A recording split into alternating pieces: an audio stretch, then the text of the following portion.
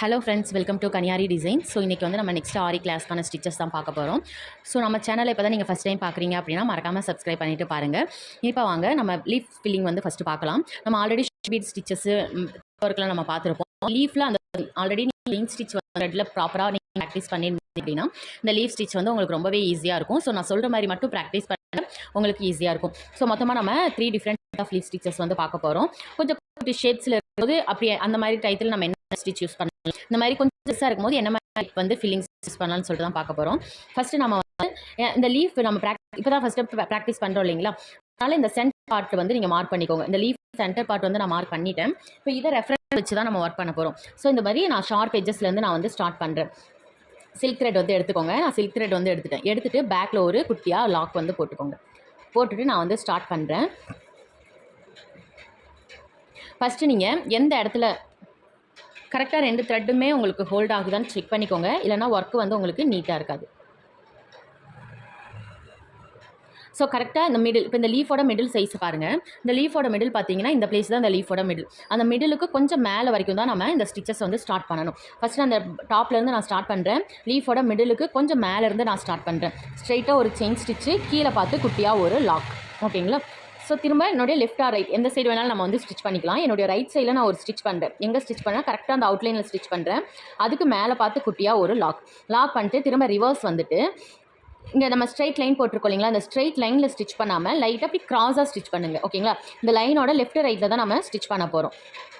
ஒரு ஸ்டிச்சு, அதே டைரெக்ஷன்லேயே குட்டியாக ஒரு லாக்.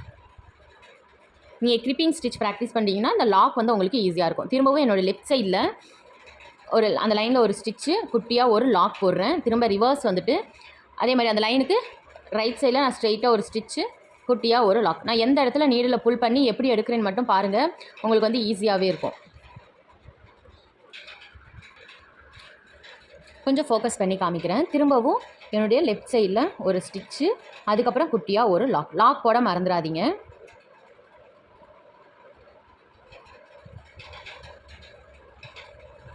கரெக்டாக அந்த லைன் மேலே ஒரு ஸ்டிச் பண்ணுறோம்.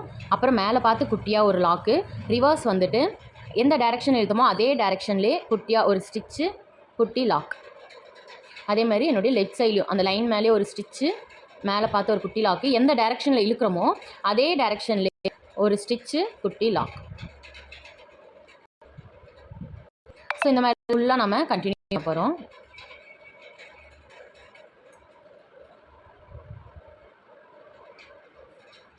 பாருங்கள், சென்டரில் வந்து எந்த ஒரு கேப்புமே நம்மளுக்கு வராது. நல்லா நெருக்கமாக ஒட்டி வரும்.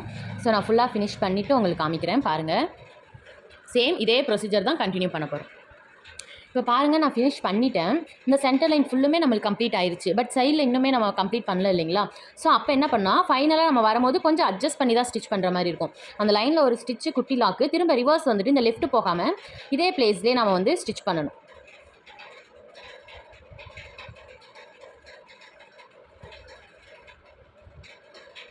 ஸோ நான் ஃபைனலாக எப்படி ஸ்டிச் பண்ணுறேன்னு மட்டும் பாருங்கள். நம்மளுக்கு அந்த லீஃப் ஷேப் வந்து கிடச்சா போதும். இந்த மாதிரி கொடுத்துட்டு இப்போ ஒரு சைட் ஃபில் பண்ணிட்டோம் இல்லைங்களா. இப்போ வந்து அவுட்லைன் வந்து கொடுத்துக்கோங்க. இங்கே வந்து நம்ம ஸ்டிச் பண்ணும்போது இந்த சைடில் ஹோல்ஸ் வந்து தெரியும். அது வந்து நார்மல் தான். நீங்கள் எப்படி ஸ்டிச் பண்ணாலும் அந்த ஹோல்ஸ் வரதான் செய்யும். ஸோ நம்ம வந்து அது அவுட்லைன் கொடுத்து தான் மறைக்கணும். ஒன்று சுகர் பீடால் அவுட்லைன் கொடுத்துக்கலாம், இல்லை சரி த்ரெட்டால் அவுட்லைன் கொடுத்துக்கலாம். அப்படின்னா இந்த மாதிரி சில்க் த்ரெட்டாலே அதே கலரில் கூட கொடுத்துக்கலாம், இல்லைனா டிஃப்ரெண்ட் கலர்லையும் கொடுத்துக்கலாம். இப்போ பாருங்கள், ஹோல்ஸ் எதுவுமே தெரியல நமக்கு.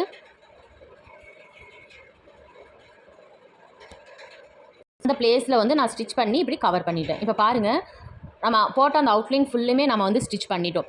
ஸோ ஒர்க்கும் பாருங்கள் எவ்வளோ ஃபினிஷிங்காக இருக்குது. இந்த சென்டரில் கேப் எதுவுமே வராது. ஸோ இந்த மாதிரி தான் நீங்கள் ப்ராக்டிஸ் பண்ணணும். ஸோ ப்ராக்டிஸ் பண்ணி ட்ரை பண்ணி பாருங்கள். ஏதாச்சும் டவுட்னா கமெண்ட் பண்ணுங்கள்.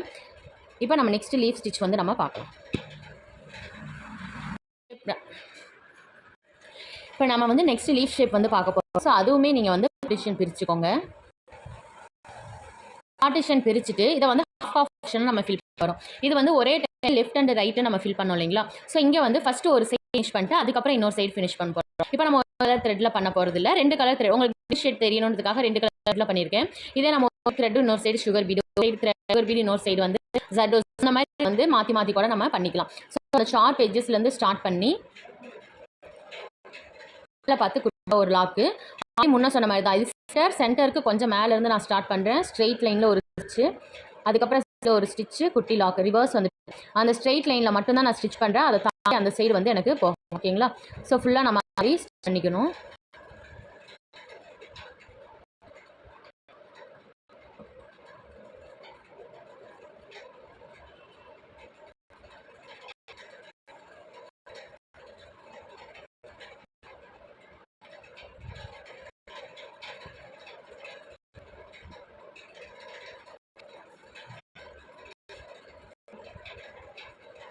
ஸோ ஃபைனல் வரைக்கும் பாருங்கள். நான் எப்படி இடத்துல எப்படி ஸ்டிச் பண்ணுறேன், எப்படி போகிறேன்னு சொல்லிட்டு பாருங்கள்.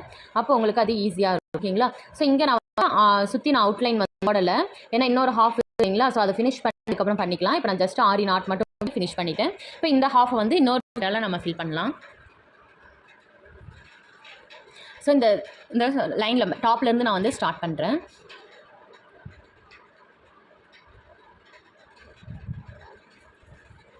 திரும்பவும் இதை க்ராஸாக ஒரு ஸ்டிச்சு குட்டி லாக். இதுவுமே அந்த லைனை ஒட்டி ஆல்ரெடி இங்கே பண்ணியிருக்கோம் இல்லைங்களா? அதை நல்லா ஒட்டி பண்ணணும். எவ்வளோ ஒட்டி பண்ண முடியுமோ அவ்வளோ ஒட்டி போடுங்க. அப்போ தான் உங்களுக்கு கேப் வந்து வராது.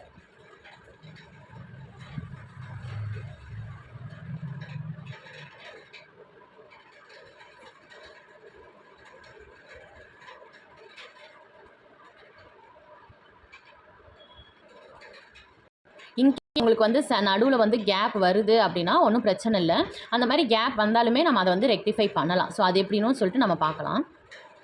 இப்போ எனக்கு கேப் வராமல் தான் வந்திருக்கு. ஓகேங்களா? ஸோ சில பேர் வந்து அந்த லாக் அந்த சென்டரில் வந்து அந்த ஒட்டி லாக் நம்ம போடுவோம்.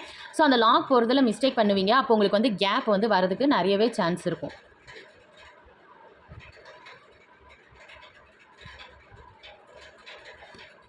அதேமாதிரி நம்ம எந்த ஒரு ஒர்க் பண்ணாலும் அந்த அவுட்லைனை தாண்டி போகக்கூடாது. ஒரு ஷேப் நம்ம ட்ரா பண்ணிட்டு அந்த ஷேப்பில் நம்ம பண்ணுறோம் அப்படின்னா அந்த ஷேப்பை தாண்டி நம்மளுக்கு போகக்கூடாது.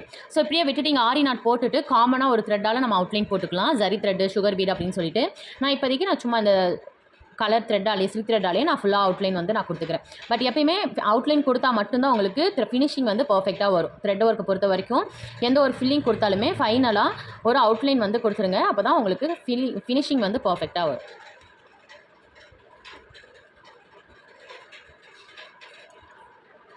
இங்கே ஆரி நாட் போட்டு நான் ஃபினிஷ் பண்ணிக்கிறேன்.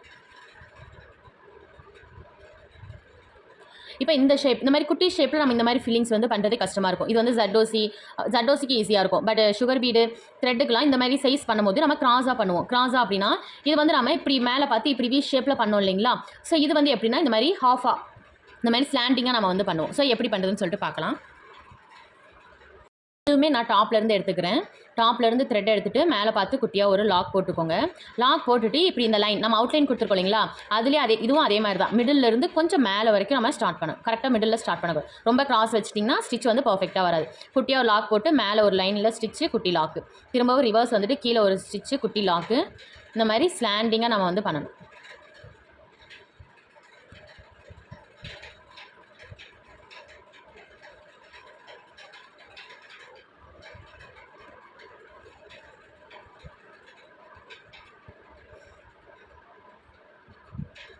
அந்த அவுட்லைனை தாண்டி என்னுடைய லாக் ஸ்டிச் கூட வெளில போகாது. ஸோ அந்த மாதிரி தான் நம்ம ஸ்டிச் பண்ணணும்.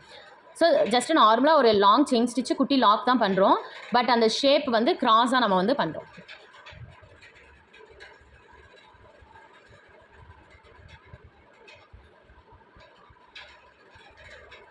பண்ணிவிட்டு இங்கே ஆரி நாட் போட்டு நான் ஃபினிஷ் பண்ணிக்கிறேன். ஸோ நெக்ஸ்ட் வீடியோவில் நம்ம வந்து சுகர் பீடுக்கான டிஃப்ரெண்ட் லீவ்ஸில் ஃபில்லிங்ஸ் வந்து பார்க்கலாம். இது த்ரெட்டுக்கான ஃபில்லிங்ஸு. ஸோ ப்ராக்டிஸ் பண்ணி பாருங்கள். ஏதாச்சும் டவுட்னா கமெண்ட் பண்ணுங்கள். தேங்க்யூ. மறக்காமல் சப்ஸ்கிரைப் பண்ணி வச்சுக்கோங்க.